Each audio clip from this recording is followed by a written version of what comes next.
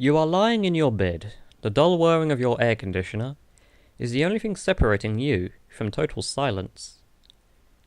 You know that particular silence that is so heavy and so thick, it's almost the equivalent of a loud noise itself? The kind of silence where you could hear a pin drop 3 rooms away in. The kind of silence that fills your ears with the sound of your own heartbeat as your ear presses against your pillow. That kind of silence. The dull whirring is the only noise you can hear, a noise that typically goes unnoticed until it is the only noise present. It's comforting, whether you realize it or not, a sort of white noise. But suddenly, your room is back to the temperature specified on the thermostat, and the whirring comes to a stop. As the vent makes a dull clang, to your misfortune you are not yet asleep, and the silence sets in. You should be comforted by the knowledge that you could hear anything and everything in your surroundings, making up for the lack of vision provided by the darkness. But you aren't.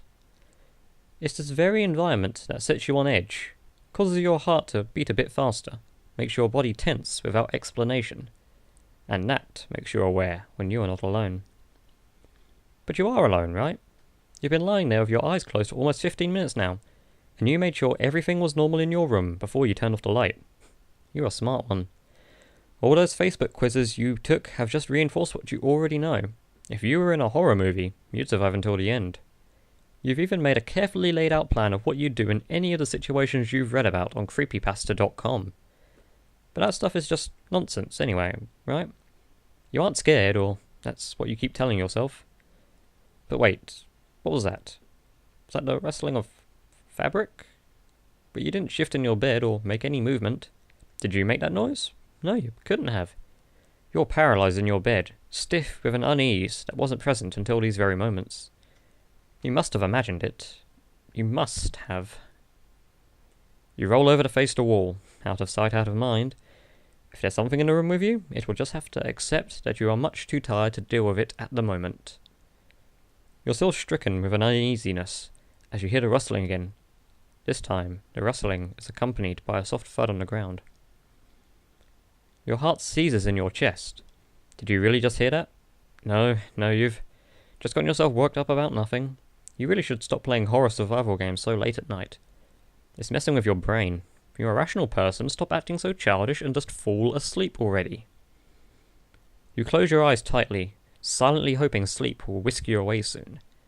You're practically begging for the safety of the non-existent dream world of your own creation. You're running away in a sense, but there's nothing there, right? You're just tired.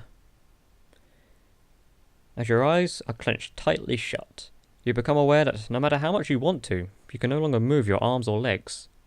Come on now. Are you really letting this get to you? What are you, 12 years old? Suck it up and fall asleep already. Now, more tense than ever, that unnerving sound echoes across the room again. The rustling of fabric followed by a soft thud on the ground. Unwittingly, you're holding your breath now, eyes shut as tightly as possible. You have a childish urge to pull the blanket over your head. You're imagining it all. It's all in your head. I thought you were better than this. You hear your heart pounding loudly in your ears now, but not loudly enough to drown out how now the repetitive sound is now approaching across the room. What's that rustling? Maybe you left some paper on the ground. That has to be it. And that thumping? Probably the cat or the dog or something. They probably ran in when you weren't looking before you closed the door. Yeah, you're just being paranoid. The noise is now within a foot of your bed, and with your back to it, you don't dare turn around to investigate. Not that it'd do much good.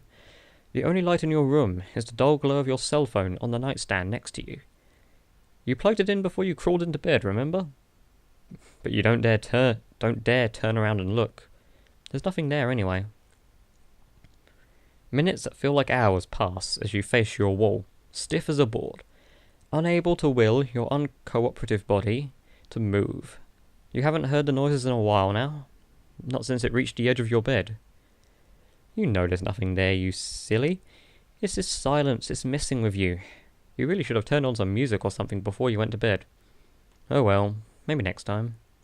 Suddenly, a familiar clang echoes through the room, followed by that familiar whirring.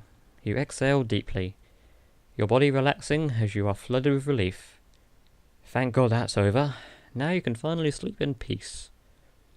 That silence was really getting to you. You roll over and open your eyes to check the time on your lit cell phone. It must have been an hour since you first went to bed.